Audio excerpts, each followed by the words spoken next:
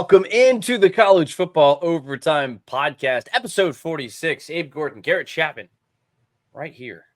So thank you for joining us here this afternoon, this morning, this evening, whenever you are joining us. And make sure that you are liking, subscribing, and jumping on. And so you can follow along as we go throughout this entire offseason, building up to the college football season, because it'll be here before you know it. We got a jam-packed show today because we have a little bit of legislative discussion to be had on the College Football Overtime Podcast. NCAA, it's having its lawsuit issues, and it's going to progress. We might have a solution in mind, and it may not be good for the NCAA, but we'll get into that right here. We also have a potential solution to opt-outs. I know nobody likes opt-outs. A lot of people understand opt-outs. Yours truly does. But we might have a solution for it. And then Deion Sanders. Love him, hate him. He's beefing with somebody who doesn't really like him very much, but they're taking it to Twitter. So we're going to talk about it right here. College Football Overtime, episode 46. We're going to get into all of it. Before we do any of that, though, Abe Gordon, like I do every week, I got to welcome you in. How you doing, buddy? I'm doing good, man. I got some weird sunlight fighting through on the shadows out of my blinds here. So I'm trying to make sure I don't have too much glare. I got a haircut this morning. It could come fresh off the dome a little bit. Hair back there? I don't know. A little off the top. Something there. But yeah, man, some interesting stuff this week, and very excited to talk about it. Actually, probably is as excited as I've been in a while to talk about stuff that, quite honestly, should be boring, but just isn't. Mm-hmm. Yeah, it's been a busy weekend. Cinco de Mayo, Star Wars Day with May the 4th. I mean, been a lot of fun stuff over the course of the weekend. You got a puppy. I got a puppy, and took you an hour to solve Wordle. I mean, it's been big for you too. It really did take me a little bit longer than I am proud of, and then it proceeded. I did the Wordle again that night, and it took me equally long to do the Wordle again. Pathetic. I changed my strategy, and it doesn't seem to be working out for me. But at the end of the day, I got it right, and it doesn't matter how you start; it matters how you finish. And yeah, well, I got the Wordle right. But here, Abe, let's jump into this real quick. I just want to dive into this NCAA lawsuit because I think that is the number one ticket on everybody's mind. Everything that's going on, it's the future of the sport. You can talk as much as you want, not you, but everybody else, about where college football is going to go, right? You can talk about the playoff expansion. You can talk about all of the changing of the guard in terms of like your divisions, your structures, and everything else. You have super conferences and stuff like that. But the almighty dollar is going to rule the day at the very end of it all. In the NCAA might be reaching a conclusion to a lawsuit that might bring a little bit more light into what the future of that sport may be. You know it a little bit better than I do, so I'll let you explain all of it. Abe Gordon, go ahead. Well, it's an interesting story that came out, this lawsuit, House versus the NCAA, and obviously it came about on Thursday that the two sides were working towards a settlement somewhere in the area of $2.7 billion, and that 2.7 would be spread over the course, reportedly, of 10-year periods. Those payments would be to former college athletes who claim they were illegally prevented from making money because, quite frankly, name, image, and likeness, NIL, wasn't available to them, and they're unhappy about it. You know, that is the headline. That's what everyone sees, but it's the fine print of this story that's much more interesting to me. And again, this is not a ruling. It is not a guilty or innocent. It is a settlement, which the two sides have agreed upon.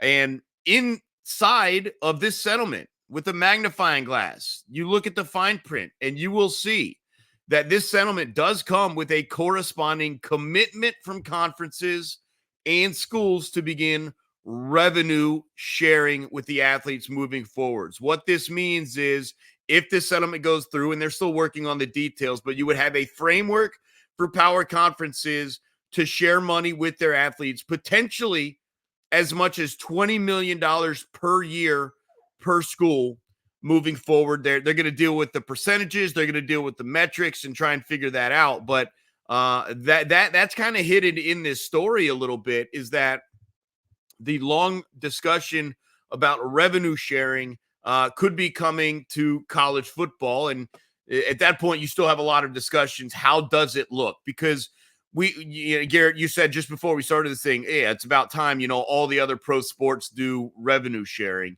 Now, the other pro sports revenue sharing in what you're familiar with as a salary cap or a salary floor. That's to make sure that the players are getting a certain percentage of the money. So the real question for me, if there is going to be revenue sharing in college sports, not just college football, but multiple college athletics, what does it look like? Is it a percentage? Is it the same amount for player, per sport, per school? Or are you working, and this is where it could get real tricky, Garrett, or are you working with the idea that some players make more? It is a salary cap, salary floor structure. You do have to give out a certain amount. You have to give out that amount, whatever, and figure out the percentages. So how it's actually going to look in terms of each school deciding how much goes to who is still to be determined. But the fact that they're working towards this and not only are they working towards it, but the NCAA, these schools are seemingly in agreement that this is where it's headed and we're okay with this. So let's start planning for it. Very, very interesting stuff, Garrett. It's the future of the sport. It's where we're going. It's where we've been going for at least a decade, right? I mean, it's something that we've talked ad nauseum on this podcast about. I mean, I know I was reading up on all of this stuff as we were getting ready for this podcast, and sources told ESPN that it could be they're anticipating a ceiling of nearly $20 million every single year in revenue sharing. I mean, that's no small number. I mean, obviously that pales in comparison to what it's like a $180 million or something in the NFL. But the NFL is also the most profitable sport in the world. I mean, if it's just where we are, and it's time to start paying out these athletes. And I understand why it's all happening. I understand it's where we're going, and it just leads us into collective bargaining, and because we need to figure out what it's actually going to look like. Are you going to pay a Caleb Williams the same as you would pay your punter? Like, they don't make the same impact on a game, and I'm not trying to diminish the impact of a punter, but one's a Heisman Trophy winning quarterback. I mean, Jaden Daniels is not going to make the same thing as Malik Neighbors, right? Both of those guys were really, really talented players over at LSU, but they have different impacts. They do different things. Are you paying them based off of that? Are you also, how does Title IX affect all of this stuff? There are a ton of questions involved in where we are in college sports. And it goes so far beyond football. I know this is a college football podcast, and we're going to try our best to keep it on that. But there are other aspects involved in this. Like, where does basketball factor in? Men's basketball, women's basketball, all of these other men's and women's sports. And I'm not going to get too deep into it, but at the same time, it's got to be something that's on the minds of all of these college administrators. And it makes it a little bit more complicated. It's not nearly as simple as it would be in the NFL. You could just cut somebody and move on because you have contracts, they're professionals, and it's a pretty clear line. In college, they've been operating under this amateur rule for well over 100 years. Well over 100 years. And you're going to be changing all of that. It's going to be very uncomfortable. All of this is going to be very uncomfortable. I mean, we just saw the end of the transfer portal, and I fortunately, I guess for a lot of people, it was kind of a ho-hum sort of period, which maybe feels like it's kind of self-correcting a little bit, which maybe that means we're going to start seeing that in the sport as a whole. But when it comes to money is going to rule all, and $20 million a year is far, far from. I mean, honest to goodness, I'm not going to try and sit here and pretend like I know what certain teams, like a Georgia versus an Auburn versus an Ohio State versus a Michigan State, right? I don't know what each team is necessarily paying for its players, because that's really where we are in this game right now. It's at pay for play. I don't really know where we are right now, but if we can get kind of a standardized practice, something where everybody, and we can level the playing field a little bit, it makes it a little bit more interesting. And I think it's good for the programs. It makes things, it gets things under, it curtails the kind of Wild West mentality of NIL and this landscape that we're in right now. And maybe that's just the best thing for it. But I'm also not the guy making these decisions. Yeah, it's going to be interesting for a couple of factors. Is this decision a football-only decision, or is it going to be across all of athletics? I think that is still a little bit to be determined. Again, is it going to be equal pay for every athlete, if it is football, every athlete that's on the roster, or does someone on the team, does Kirby Smart have to now go hire a Georgia football capologist to figure out how to divvy out the percentages and who gets what money, stuff like that? Maybe it could be one of his off-field analysts. Yeah. Well, I mean, but the point is it might not be as simple as here's the number, here's what they get. You might have to have these guys that do specialize in those sorts of things, and obviously, look, we're not going to dive into it too much because there's just a lot of questions to be asked, a lot of answers that currently you and I do not have, and quite frankly, that currently they don't have either. But look, there's no doubt that it is. This is the first like real significant step of like this is actually happening. Like I know we've talked about like, well, the student athletes want to unionize, and should we just treat them as employee? And like I understand all those discussions, and they have been coming, and they will continue to come. But this is the first significant step in my mind of like, oh, like this is actually going to happen, and it is actually going to look like this in some manner. So yeah, we all knew eventually, Garrett, you're right. Like we've known for a while, this is where it was headed. But this is the first like real definitive proof. There's no going backwards at this point. So buckle up. Here we go. Here we go. Yeah. And that's the other big thing. You said 2.7 billion, right? Is that the number? Over the course of 10 years. Yeah. Over the course of 10 years. 270 million per year. But if the NCAA loses at trial, it could owe athletes as much as $4 billion. Right. So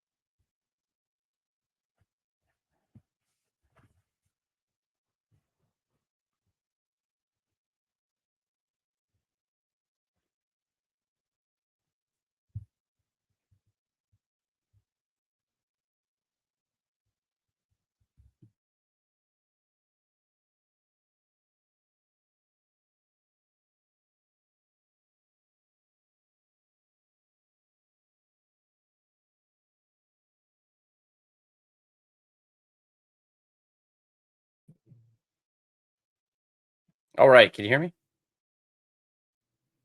I think you're on mute. Yeah, I got you. All right, we're back in. Sorry about that. We just lost power here at my house, so we're yeah. Cut that Wii stuff. You lost power, brother. You lost power. house, and so we're gonna go on a hotspot. So we'll just make it work. But honestly, kind of gets us to our next big point. So Abe, let's just dive right back into it. Thank goodness for podcasts because we can edit and do all kinds of fun stuff. Let's just jump right back in. You mean the people don't want to just see me muted looking at the camera Just for 45 staring seconds? at the camera for about 45 seconds. You know, it's fine. It's all right. We make do. You know, I'm used to live radio, so we're just going to keep rolling with it. But it's become one of the most controversial aspects of bowl games in today's college football. Will star players opt out or will they play? Whopping 23 players for Florida State opted out of the Orange Bowl against Georgia. We all saw what happened in that one. We saw some marquee players opt out for Ohio State in that one against Missouri. And we saw what happened there. Maybe we could see something happen in college football. Well, maybe there is a solution because this year there will be 36 bowl games played outside the college football playoff, which will also include 4 of those first round games played on campus sites. Maybe, just maybe, according to a lot of these bowl directors, we could be seeing compensation coming to these players. Abe, what are your thoughts on this whole thing? I mean, this paying players and giving them into the revenue sharing. Yeah, it's an interesting discussion, and as I'm reading more about it, I think it does kind of turn over some interesting things. The way I've understood this is, and it might be different than I explained to you just 15 minutes ago here, Garrett, it sounds like these bowl leaders are looking for collective bargaining agreement and contracts for players to be paid over the course of the season that would then include the bowl season. It's not necessarily the bowls directly paying the players. It's the players feeling the need to live up to the contract, which would then result in them playing in bowl games. I think at the end of the day, for the people that you probably would want to see in bowl games that ultimately do not matter, they are going to find a way for you not to see them. When you take a look at top draft picks playing in games that are not part of the college football playoffs, I don't think things are going to change. I think it's going to be very difficult. And look, I understand the frustration for bowl leaders and the executive directors of these various bowls. But I'm never going to argue in their favor. It's a tough one. Look, we all want to see the games in that manner. I understand that, but these kids are making these decisions for very specific and individual reasons, and to try and lump them all together, I think is kind of unfair. And when you bigger picture this thing, I just don't see this being involved in. I just don't think there's a way for it to get better for players. That doesn't mean that they couldn't accept more money and decide to play, but the ones who think it's best for their future, best for their career to not play, in my opinion, are still going to not play. Yeah, I mean, at the end of the day, it's like these guys. If you're Marvin Harrison Jr., you understand that your future is in the NFL, and what are you going to do in a Sugar Bowl that's really going to change all of that? Nothing, not really anything. I mean, he didn't play, and he was still the third overall draft pick there, and the value in that draft selection is massive. So, and that's really what gets to it. It's a controversial topic for many reasons. I mean, because you have this expectation that these guys should play in these games, and I believe that if you can play, you should play. But on that same note, if you are a Marvin Harrison and you have nothing really to gain from it individually, that's the time to be selfish. And it's not bad to be selfish in those instances. And I don't really feel the same way about certain players who maybe a third, fourth, fifth, sixth, seventh round pick, somebody who may or may not be drafted. Those are players who I'm like, okay, like you Right. can use every little bit of everything you can get. The reason you're in this situation is largely because of the other players on that team. You have an obligation to your team. So I understand both sides of the argument. I get it. But what the bowl season director is Nick Caraparelli, I think is his name. That's the first time I've really said it out loud before. Shows how really meaningful he is, in all due respect. But he says that he expects NIL to come in-house and for athletes to sign binding compensation contracts with schools that will require them to play in bowls and CFP games, eliminating or greatly reducing opt-outs. So to your point, that means that they have to play the whole 12 games. They have to play in their bowl games. They have to play in every game that's on the schedule in order for them to receive name, image, and likeness funding. I don't think that that's going to be the case. I just don't. Well, what you're going to end up having is the situation you have in, say, like the NBA with your load management, where, all right, they can't sit out if they're healthy, but we've got thigh soreness, or like, he's throwing shoulders a little bit sore. I mean, there's going to be ways around this that are not overly difficult to predict. So, despite the hopes and dreams of these bowl directors, look, the best case scenario for the bigger ones is be part of the playoff that year, and you won't have this issue. But yeah, for some of these smaller bowls, that's just unless look, you want to turn it into a Pro Bowl where neither team is going after it, like maybe that has an impact and you have some fun. Look, yeah, you make a face. No one wants to see that. I agree. But you're not going to get potential first and second round picks playing at full speed, risking injury for your little bowl game. And that's just part of it. But I mean, I also think that the opt-outs that we've seen, a lot of the issues, I guess you could say, I think a lot of them are blown a little bit out of proportion. I mean, you do want to see the best players, you want to see all those guys. I mean, how many opt-outs did we actually have last year? Honest I question. I mean, honestly, I if I had don't to think that look, we saw as many as a lot of it's enough to have an impact. I mean, you lose a Marvin I don't know. Harrison. I disagree, man. Like I think back about if the teams that were not in the playoffs that But I'm also less talking about an Ohio State. I'm less talking about a oh yeah, I mean Missouri or a overall team playing in sure, a Year but Six. I'm talking about the mid-major bowls. A lot of the other, like you say, there. I mean, I said that there were no, but I 36 other bowl games. Most of these aren't New Year's Six games. Most of these aren't. I'm like maybe you don't have your some of the top Florida players or but something. it's about the big bowls who are missing the big players. It's about an It's LSU about the team that Sugar Bowl. doesn't Yeah, have Neighbors, Thomas, Jaden Daniels. yeah. That's yeah. Good call. It's about those teams. It's about the bowls that are supposed to be semi important that are not part of the New Year's Six. Mhm. Yeah, I mean, you got Tez Walker and Drake May all sitting out for you. I mean, we know how it goes, but yeah, I understand what you're saying. Yes, Yeah, it's the percentages are small, but the impact I think is it's larger than large. percentage because of who you want to see, and more specifically, also like what those teams become without those players. Yeah, I mean, it's like watching the NBA playoffs without Paulo Banchero, right? Like you're not like the Magic aren't going to go win an NBA title, of course not. But you want your best players to play because it's part of the. At the end of the day, a lot of this is just entertainment. You know, it's at the end of the day that's really what you Yeah, want to see, and uh, you want your best players to play just to see what actually happens on the field, and that's part of the bummer of the exhibition season. Uh, and really, I think it's just going to get more complicated when we get into this 12-team playoff. And I mean, further deeper into the future, we look at the 14-team playoff and beyond. We're going to start seeing some opt-outs there too. yeah, I And don't think so. I really I don't. think I would not put it out of the question. I would not put it out of the question just because a lot of these other teams, you have a 11, 12, 13 seed who really has no realistic shot of winning. That yeah, but Maybe that's they you win saying one that round. not that's not their mindset, and Maybe, it's maybe gonna be a not. tough But that's the sell. thing. I don't know yet. I'm not trying to put that out in the ether, right? I don't want players to opt out. I understand why they do, and I support them in their decisions. Ultimately, I would rather they play.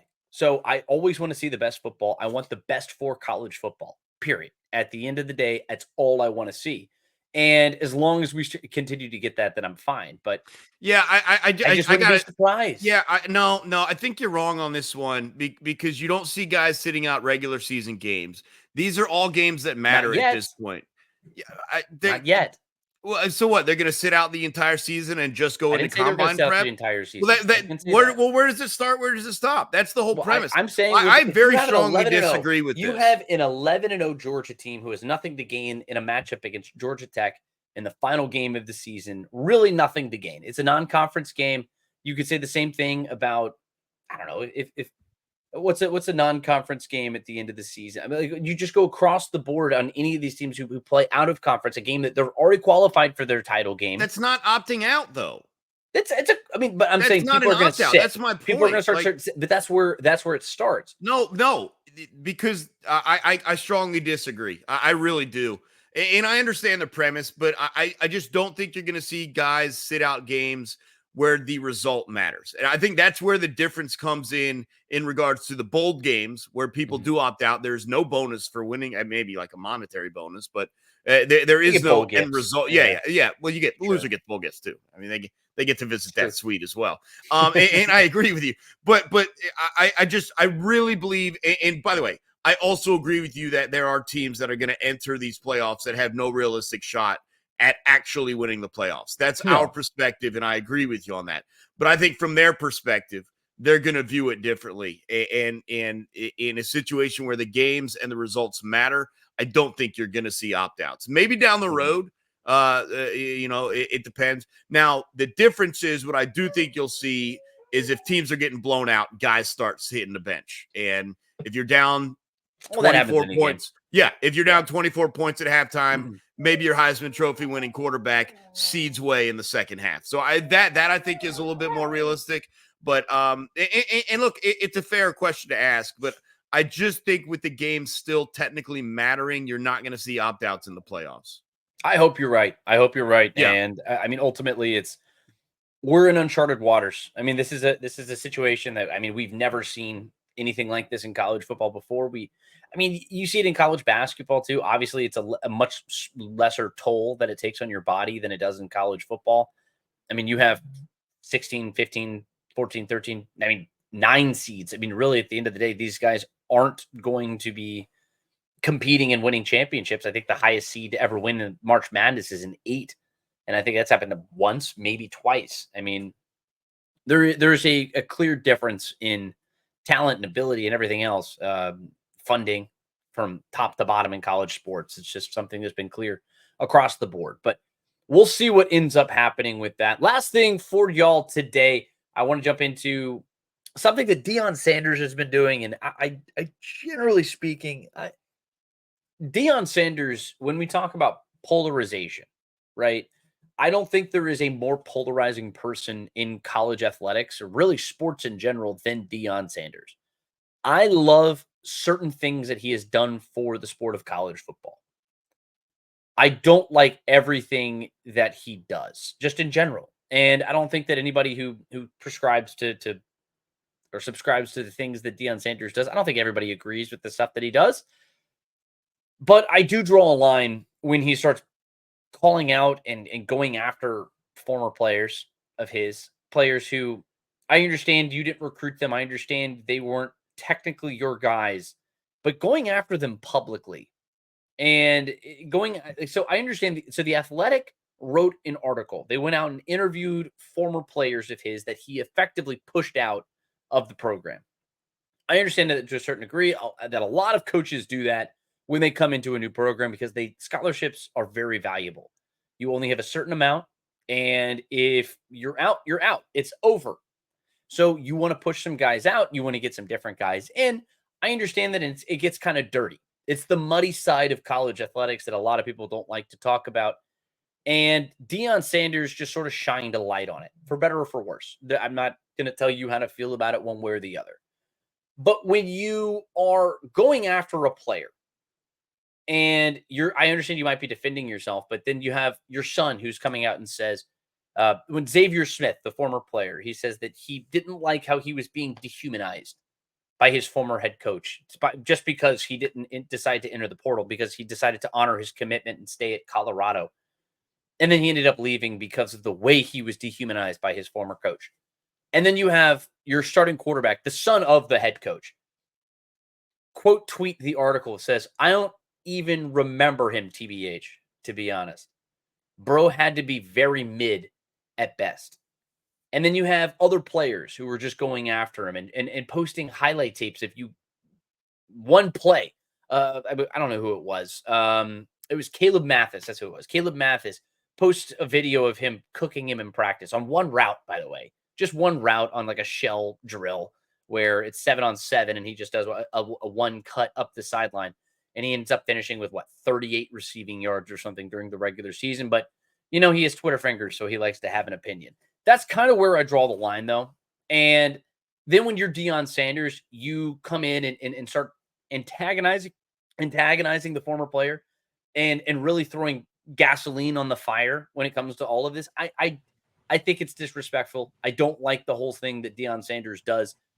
And when you're coming in with this sheet saying, oh, I have time today, when you haven't made a single in-home visit in your time as a head coach, it seems like you have a lot of time because you just finished with 4 wins last year. Now you're moving into a new conference where I'm not fully confident that you're going to get more than 4 wins again next year. I think he's got bigger fish to fry than just really his reality TV show of a football program.